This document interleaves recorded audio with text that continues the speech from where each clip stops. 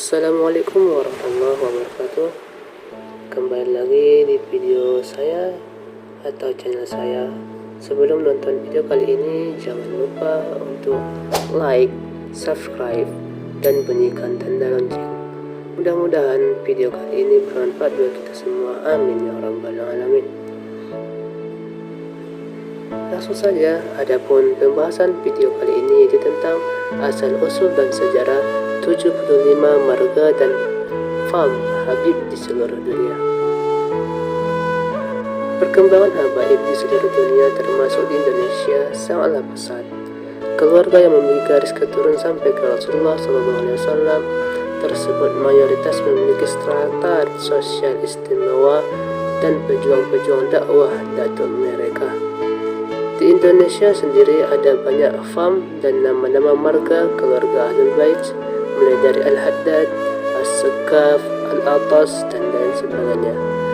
Sekedar informasi, yang dimaksud Ahlul Bait pada tulisan ini adalah merujuk pada para keturunan Rasulullah SAW, baik dari Sayyidina Hasan ataupun dari Sayyidina Husain. Mereka sebiasanya disebut Habib, bentuk jamaknya Habaib, dan memiliki marga atau fam masing-masing.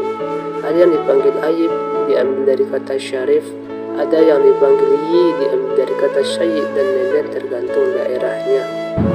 Oke, langsung saya ke pembahasan. Adapun 75 diantaranya yang termasuk marga habaib di seluruh dunia. Yang pertama yaitu Al-Ustadz Al-A'zam, yang mana beliau adalah Al-Faqih Al-Muqaddam Muhammad bin Ali bin Muhammad Sahib Marbat. Al-Faqih Al-Muqaddam Muhammad bin Ali dijuluki dengan gelar Al-Ustaz Al-A'zam karena beliau adalah seorang guru besar dan seorang sufi yang menjalankan tariqah kefakiran atau hanya berhajat kepada Allah Subhanahu wa taala dan bertasawuf dengan tasawuf yang bersih dan terpelihara dari hal-hal yang haram berdasarkan Al-Quran dan As-Sunnah yang disyiarkan dengan ruh Islam dan Tauhid. Al-Faqih Al-Muqaddam Muhammad bin Ali dikaruniai 5 orang anak lelaki, yaitu Alwi bin Ghuyur, Ali, Ahmad, Abdullah, dan Abdurrahman. Dan yang meneruskan keturunannya hanya 3 orang, yaitu Alwi Al-Ghuyur, Ali, dan Ahmad. Al-Faqih Al-Muqaddam Muhammad bin Ali wafat di Tarim tahun 653 Hijriah. Adapun yang kedua adalah Asadullah fi ardihi.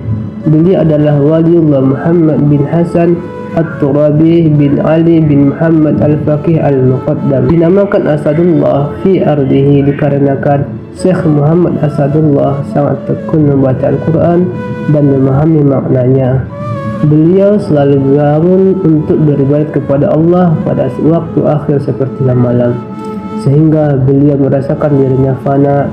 Beliau bersemangat untuk membaca Al-Quran dan memahami maknanya, serta merasakan kenikmatan pada dirinya yang sedang membaca Al-Quran, sehingga beliau merasa sebagai seekor singa dan berkata dalam keheningan malam, dan perkataan Anna Asadullah fi ardihi. Dalam kitab Al-Mashra' diceritakan bahwa beliau dikaruniakan 6 orang anak laki-laki dan 3 orang yang meneruskan keturunan beliau, yaitu Abu Bakar Basyaiban wafat tahun 800 Hijriah, Hasan menurunkan keluarga, Jamalullail bin Sahal, Baharun Al-Junaid, dan As-Sirri wafat tahun 757 Hijriah. Ahmad menurunkan keluarga Asy-Syatiri, Al-Habsyi, dan Syambal. Walillah Muhammad bin Hasan At-Turabi wafat tahun 778 Hijriah. Yang ketiga adalah Al-A'yun. Yang dijuluki Al-A'yun diantaranya ialah Waliullah Ali bin Abdullah bin Ali bin Muhammad Maulad Dawilah atau datuk keluarga Al-Muqayyid. Gelar A'yun diberikan kepada beliau karena mempunyai warna hitam yang lebar pada biji matanya sehingga terlihat indah. Yang keempat adalah Al-Bar. Yang pertama kali digelari Al-Bar adalah Waliullah Ali bin Ali bin Ali bin Ahmad bin Muhammad bin Abdullah bin Ali bin Ahmad bin Muhammad Al-Faqih Al-Muqaddam. Beliau digelari dengan Al-Bar karena sangat taat atau berbakti kepada ibunya dengan sebenar-benarnya taat, yang hal tersebut sedikit sekali dilakukan oleh anak terhadap ibunya. Beliau dinamakan nama ayahnya Ali bin Ali karena ketika wafatnya ia masih dalam kandungan ibunya. Beliau hanya taat kepada ibunya karena ayahnya telah wafat. Waliullah Ali bin Ali Al-Bar dikaruniai 3 orang anak lelaki bernama Abu Bakar, Abdullah dan Husain. Waliullah Ali bin Ali Al-Bar dilahirkan dan wafat di kota Dau'an, Hadramaut. Yang kelima adalah Al-Battah. Mereka adalah anak cucu dari keluarga Syekh Abu Bakar bin Salim dan datuk mereka ialah Waliullah Abu Bakar bin Ahmad bin Abdurrahman bin Abi Bakar bin Ahmad bin Abi Bakar bin Abdullah bin Syekhan bin Husain bin Syekh Abu Bakar bin Salim. Dinamakan Al-Battah karena beliau dilahirkan di Battah, sebuah kota yang terletak di sebelah barat sahil Afrika Timur. Yang keenam adalah Al-Bahar.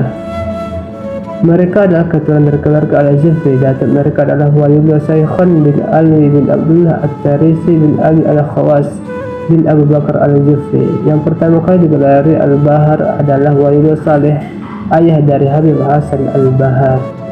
Gelar yang disandang menurut Syekh Abdullah bin Semir dalam kitabnya Wiladat An-Nahri yang berisi manaqib ahli Habib Hasan bin Saleh Al-Bahar menyatakan bahwa yang pertama kali diberi gelar Al-Bahar adalah ayahnya Saleh. Gelar tersebut diberikan karena tampaknya keramat beliau ketika sering berlayar di laut. Di samping itu gelar tersebut diberikan karena ilmu beliau luas seperti luasnya laut.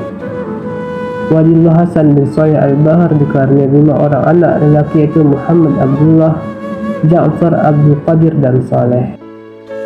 Adapun warga kira-kira 20 km dari kota Mukalla Hadramaut, Waliullah Hasan baru dikaruniai 4 orang anak laki-laki bernama Abdurrahman, Umar, Ali dan Ahmad. Waliullah Hasan Barum wafat di kota Tarim tahun 927 Hijriah. Yang ke-10 adalah Al-Basri. Beliau adalah Waliullah Ismail Basri bin Ubaidillah bin Ahmad bin Isa Al-Muhajir. Basri adalah anak kedua dari Ubaidillah bin Ahmad bin Isa. Anak pertama bernama Ali. Beliau kakek dari keluarga Ba'alawi dan anak yang ketiga bernama Jadid. Dinamakan Basri diambil dari nama kota yaitu Basrah, yang kemudian beliau hijrah bersama keluarga dan kakeknya Al-Imam Ahmad bin Isa Al-Muhajir ke negeri Hadramaut. Gelar ini menjadi gelar beberapa keluarga Alawiyin yang datuknya bernama Basri dan disebut mereka itu dengan Ala bin Basri.